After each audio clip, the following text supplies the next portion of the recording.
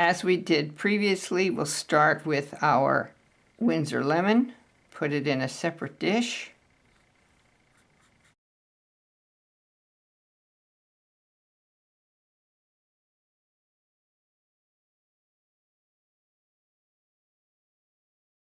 Just add a very little bit of permanent rose.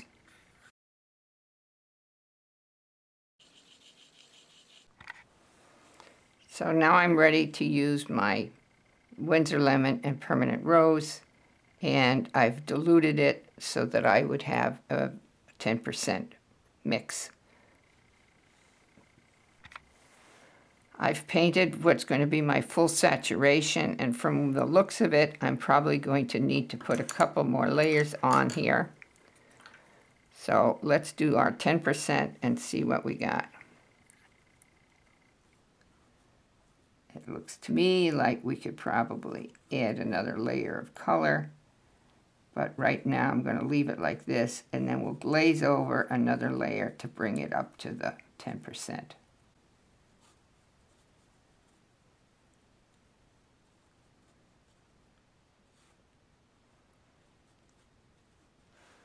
I will also do our 35% because I can always add color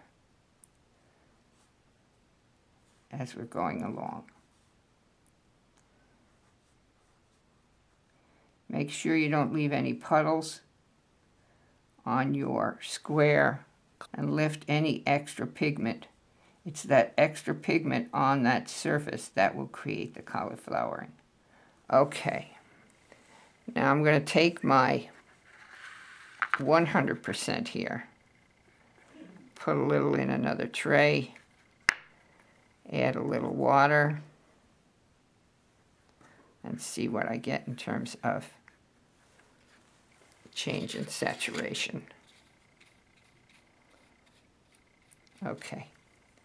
I'm going to start by using this in 80%, although I'm sure just from looking at it that I will be adding another layer.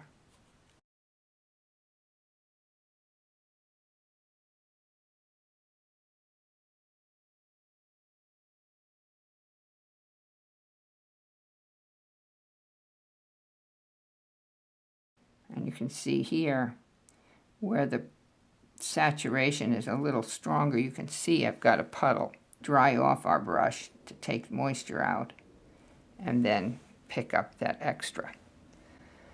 That actually looks pretty good, so I'm going to dilute this a little bit more. This one that I just did.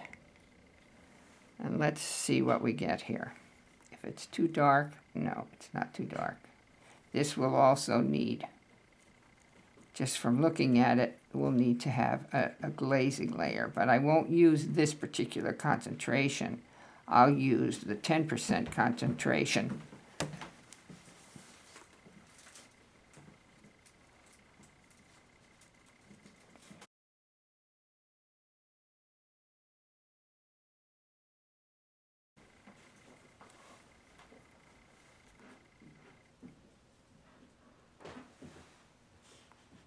Actually, that's not bad. We might stay with that. Our next mix will be Windsor lemon with ultramarine blue. Here, French ultramarine has been added to Windsor lemon.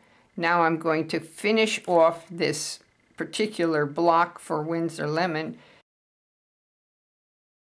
I will do the Prussian blue, the burnt sienna, and the neutral tint. Then we will go on to doing another of our pigments, and I'll show you how that gets rearranged.